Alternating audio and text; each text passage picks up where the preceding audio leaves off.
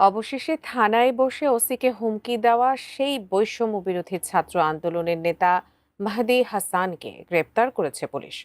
শনিবার সন্ধ্যায় তাকে গ্রেপ্তার করা হয়।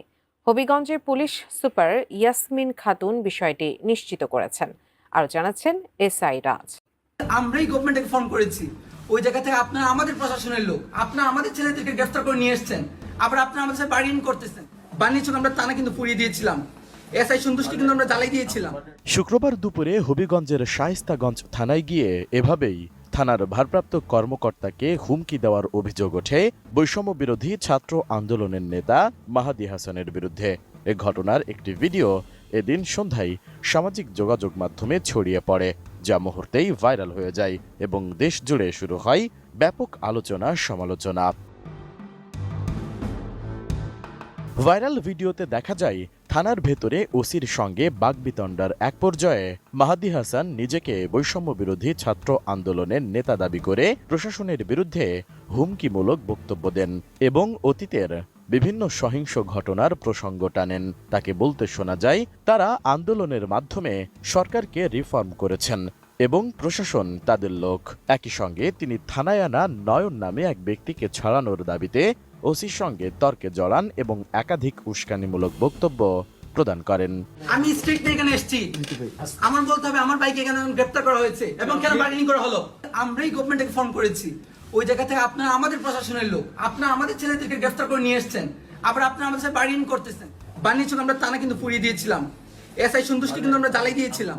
উপরটা কে আপনাকে নিতে দিয়েছে যে আমার আন্দোলনের ছেলেদের আপনি উত্তর দিতে হবে? আমাদের একটা ছেলে গ্রেফতার করে নিয়ে আসবেন, দিনের পর একটা ছেলে 2 মাস জেল কাটছে, নাটক নাকি গুলা? আপনার এসআই জহিরুলকে উনি যাতে ডিউটি শেষ না করে যায়। অবশেষে সেই মাহাদি হাসানকে গ্রেপ্তার করেছে ডিবি পুলিশ। শনিবার সন্ধ্যা 7:30টার দিকে হবিগঞ্জ শহরের শায়েস্তানগর এলাকার একটি বাসা থেকে হবিগঞ্জ জেলা ডিবি পুলিশ তাকে আটক করে নিয়ে আসে। পরে তাকে হবিগঞ্জ সদর মডেল থানায় নিয়ে গ্রেপ্তার দেখানো হয়।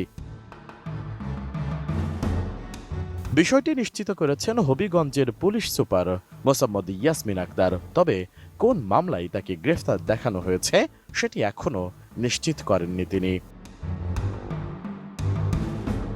এদিকে মাহাদিকে গ্রেপ্তারের প্রতিবাদে সদর থানার সামনে জড়ো হন বৈষম্য বিরোধী ছাত্র আন্দোলনের নেতাকর্মীরা। থানা ফটকে তারা বিক্ষোভ করেন। মূলত বৃহস্পতিবার গভীর রাতে ছাত্রলীগের কমিটিতে নাম থাকায় জুলাই আন্দোলনের সক্রিয় সদস্য নয়ন নামে এক নেতাকে আটক করে পুলিশ।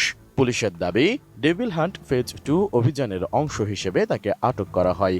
এই খবর ছড়িয়ে পড়লে ছাত্র ও সাধারণ জনগণের মধ্যে তীব্র ক্ষোভের সৃষ্টি হয়।